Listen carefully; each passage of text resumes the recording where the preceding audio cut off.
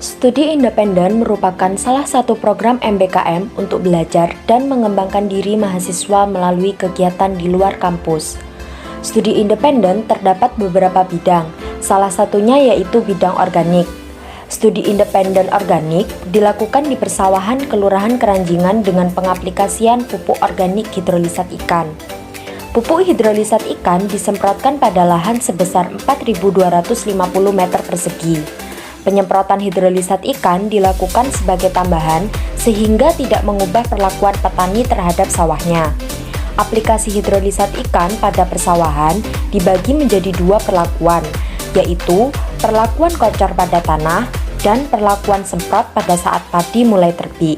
Padi ditanam di lahan persawahan dengan perairan yang cukup dan pupuk sebagai penambah nutrisi dalam tanaman. Pupuk dikelompokkan menjadi dua jenis, yaitu pupuk kimia dan pupuk organik. Pupuk organik dapat terbuat dari berbagai macam bahan organik, salah satunya ikan segar. Ikan segar diencerkan secara enzimatik berdasarkan penelitian di Universitas Jember. Pupuk Tirta Sarimina atau TSM mengandung hidrolisat protein serta semua nutrisi utama dalam ikan, seperti vitamin, hormon, minyak ikan, dan mineral makro maupun mikro. Pupuk Tirta Sarimina diperlukan untuk menyehatkan dan menyuburkan tanah bagi pertumbuhan terbaik bagi tanaman. Pupuk Tirta Sarimina tidak menggunakan zat kimia, bahan pengawet, dan obat-obatan, sehingga lebih aman digunakan. Pupuk Tirta Sarimina juga dapat menyuburkan tanah, mengurangi hama, dan meningkatkan hasil panen. Dengan adanya pupuk ini, padi menjadi lebih hijau dan memuaskan, tanaman menjadi lebih subur dan lebih cepat berbunga, serta lebih cepat berbuah. Pupuk Tirta Sarimina dapat digunakan di padi, palawija, sayuran, buah-buahan, dan tanaman lainnya. Pupuk Tirta Sarimina dapat diaplikasikan pada tanah maupun tanaman secara langsung. Takaran penggunaan pupuk pada tanah sebanyak 150 ml TSM ditambahkan air hingga penuh pada tangki berukuran 15 liter. Penggunaan TSM pada tanaman secara langsung hanya ditambahkan sebanyak 100 ml yang dicampur air hingga penuh pada tangki berukuran 15 liter.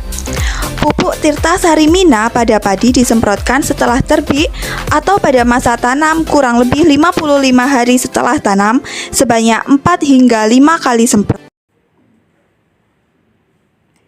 Perlakuan semprot dilakukan sebanyak 4 kali dengan frekuensi penyemprotan seminggu sekali hingga sebelum panen. Pemanenan dilakukan saat padi berumur 93 hari. Lahan dengan perlakuan dikocor pada tanah seluas 900 meter persegi menghasilkan padi sebanyak 695 kg. Lahan dengan perlakuan disemprot pada tanah seluas 1850 meter persegi menghasilkan padi sebanyak 1481 kg.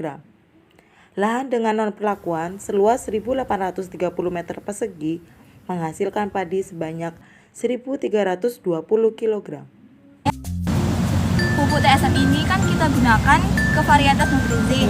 Menurut Pak Ap, apa ada dampak atau pengaruh dari pupuk ini ke nutrisi?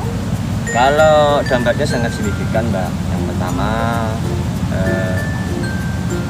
malai lebih serempak keluar dan juga lebih cepat panen.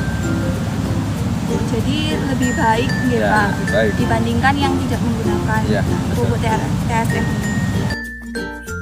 Perbandingan dari varietas nutrisi ini dengan varietas yang lain mungkin seperti Impari 32 bagaimana, Pak? Kalau varietas nutrisi itu anak-anak produktif sampai 30. Yang pertama. Yang kedua, varietas nutrisi ini keunggulannya dia tidak disukai burung.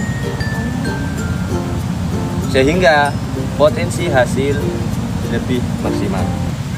Dari semua keunggulan yang sudah Pak jelaskan tadi mengenai varietas nutrisi, apa harapan Pak Ap ke depannya mengenai pupuk ini dan varietasnya juga? Kalau harapan saya selaku petani, dengan memakai pupuk organik Tirta Sarimina, harapan saya pribadi juga teman petani yang ada di tempat saya itu peningkatan hasil yang lebih maksimal dari sebelumnya. Terima kasih Pak Ab atas waktunya.